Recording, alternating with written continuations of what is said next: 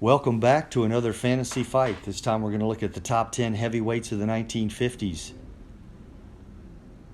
It was a drastically different period of time in boxing. You had Friday night fights. There were so many heavyweights throughout the country. The United States dominated boxing and the heavyweight division. I think one of the first things you'll notice as we go through the top 10 is the size. The vast majority of these fighters are much smaller than today and would actually be classified as cruiserweights. But nonetheless, they were the best of the 1950s. And we're going to start at number 10 and count down to the top fighter of the decade. Hope you enjoy it. We're going to refer to the Ring magazine quite a bit as far as their rankings. Coming in at number 10, Tommy Hurricane Jackson. Had a record of 34-9-1. He stood 6'2", 193 pounds. Had a 76-inch reach and was from New York City.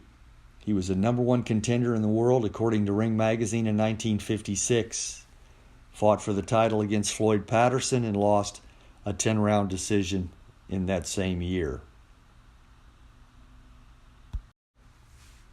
Now let's take a look at the Hurricane against Floyd Patterson in 1957 in their title fight. Jackson's going to be knocked out. As you can see, Patterson's got very quick hands. The Hurricane was called that because he was very active. He ran anywhere from 5 to 20 miles a day, had great endurance. And as you can see, he's upset about losing the fight. At number 9, Nino Valdez. 48, 18-3, 6'3", 211, 78-inch reach from Cuba. He was a top contender according to Ring magazine in 1953 and again in 54. But he never got a shot at Rocky Marciano. That was upended in 55 when Archie Moore beat him in a 15-round decision. His biggest wins were against Ezard Charles, a 10-round decision, and Hurricane Jackson in a second-round knockout. Let's take a look at Nino. Here he is coming into the ring. Big, strong heavyweight. One of the few fighters that was not from the United States during the 50s that was in the top 10 rankings.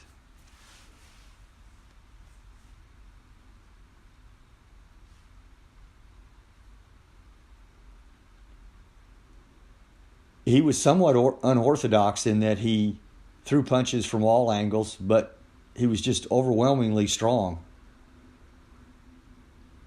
And there he is against Hurricane Jackson. Now, a lot of those losses that he had were late in his career. I believe he lost to Sonny Liston and a few others in the late 50s.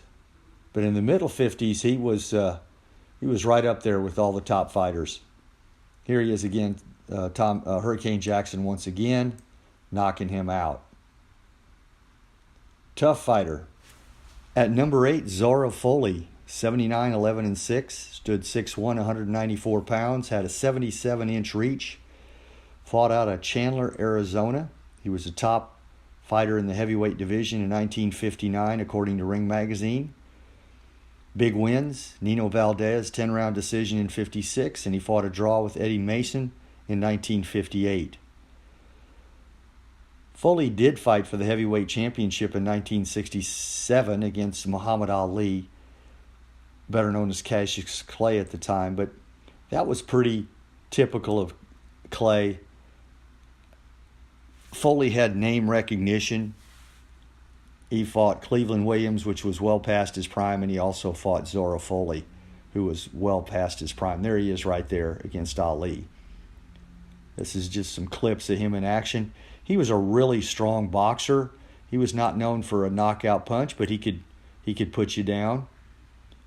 And he fought all the best fighters in the late 50s and 60s. He actually fought up until 1970. He was well past his prime when he stepped out of the ring. High quality fighter. There he is against Henry Cooper. There he is against Doug Jones. And you can see he does have some power, fast hands, always on balance.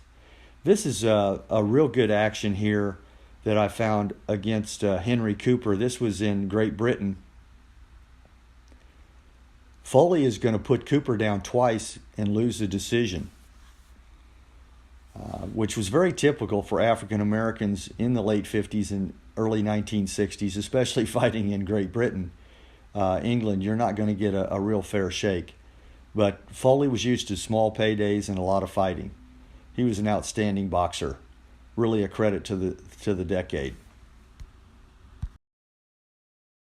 At number 7, Eddie Mason, 50, 11, and 3, 6 foot, 194, 75-inch reach from San Francisco. He was the ring's top contender in 1957. 1956, he defeated Valdez in an 8-round knockout. 57, Hurricane Jackson in a 10-round knockout. He fought a draw with Foley, as previously mentioned, in 58. And then he lost in a first-round knockout to Ingmar Johansson in 58. And here's Mason. He was a strong fighter. Matter of fact, he was so strong up until 1965, I believe it was. He fought Ernie Terrell for the WBA heavyweight title and lost a 15-round decision. He also fought Patterson in 64, long-awaited matchup with him. And here he is in action. You can see some of his highlights there. He was an outstanding boxer, much like Zora Foley. And he was the only person to go 10 rounds against Sonny Liston. He went the distance when Liston was in his prime. So that says a lot about his stamina, his boxing ability, and his ability to take a punch. He was just a fantastic fighter. Could have easily been the heavyweight champion, but once again, he was African American, was not going to be given a whole lot of opportunities.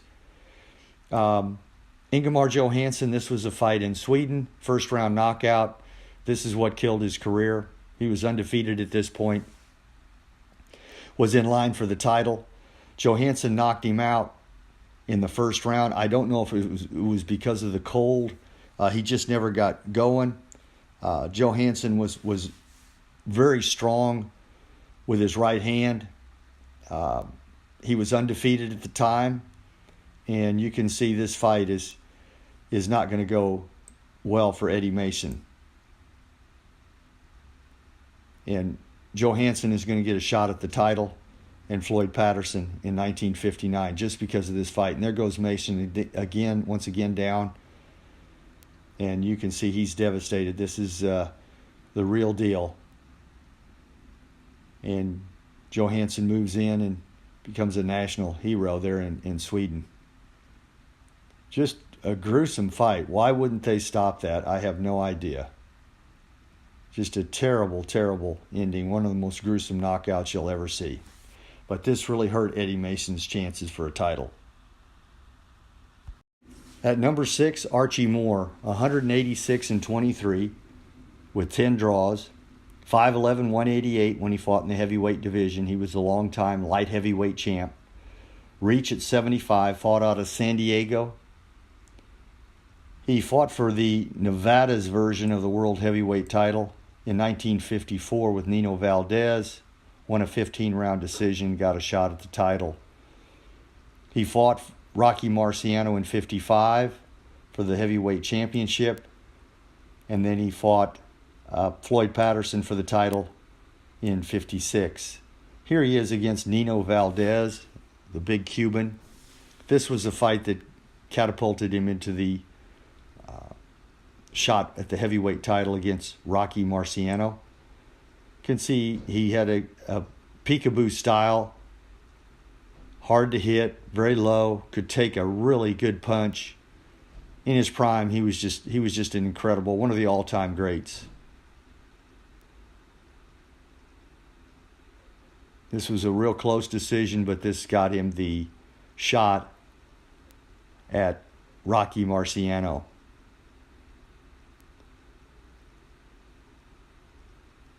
Moore didn't fight against Foley or Mason, but he fought just about everybody else.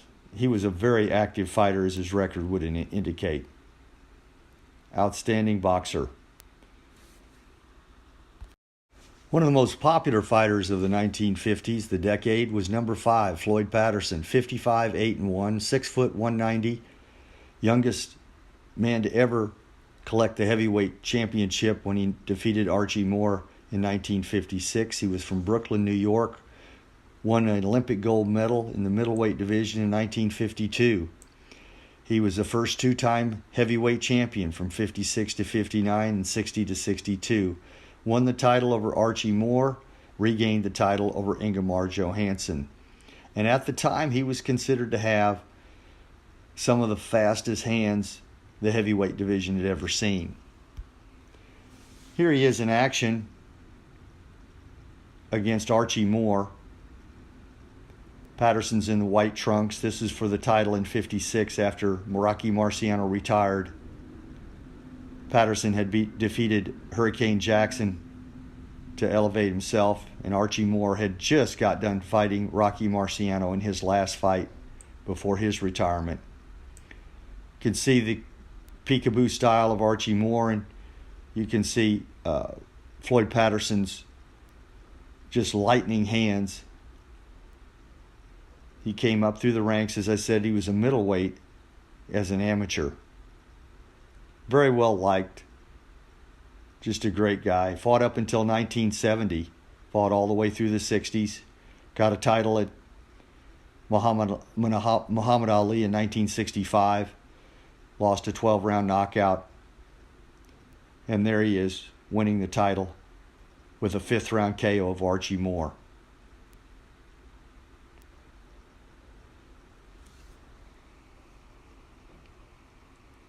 Moore gets up, goes right back down, and you've got a new heavyweight champion, Floyd Patterson.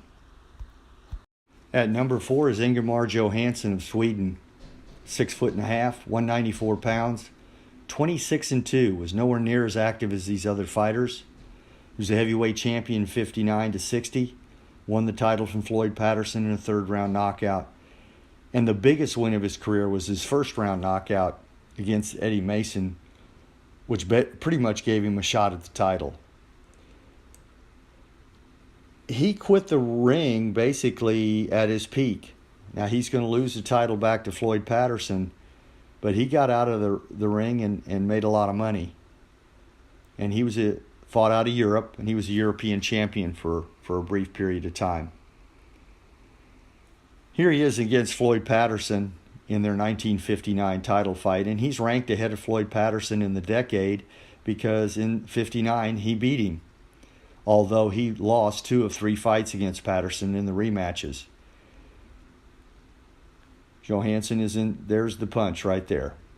And of course Floyd Patterson became well known for not being able to take much of a punch. And unfortunately for him, you can see he doesn't know where he's at. And we've got a new heavyweight champion in 1959. It's very exciting to have a European champion. At number 3 is the Cobra, Ezard Charles, 95, 25-1, 6 foot 184, 73-inch reach from Cincinnati. Heavyweight champion from 1949 to 51. And just had an incredible career. Fought Archie Moore several times, Jersey Joe Walcott several times, and of course he fought Rocky Marciano on 2 occasions for the title. Had a number of heavyweight title fights. Won a few and lost a few. Here's his 1950 fight against Joe Louis. Here he is against Marciano. Charles was a really strong light heavyweight, moved up into the heavyweight division, hit with power, great boxer, tremendous endurance, and unfortunately fought too long. In his latter years, he just became a trial horse, lost a lot of fights. At number 2, Jersey Joe Walcott from Camden, New Jersey. 49, 20, and 1. So many of those losses came before he really reached his peak, which was in his late 30s. 6 foot, 194, 74-inch reach, was a heavyweight champion from 1951 to 52. He won the title from Ezard Charles and lost it to Rocky Marciano. He had numerous fights with Ezard Charles. We're going to show you right now the knockout of Ezard Charles by Jersey Joe in 51 to capture the heavyweight championship.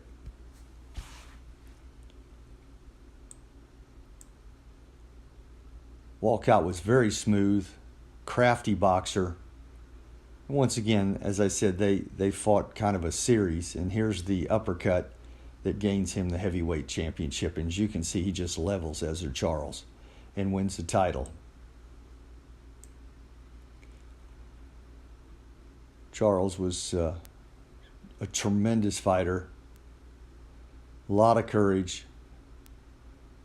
A lot of people had tried to knock him out with very little success. We're going to jump to 1947, and I know this decade is the 1950s, but I wanted to show you some of the capabilities of Jersey Joe in one of his greatest fights against Joe Louis, the Brown Bomber, in 1947.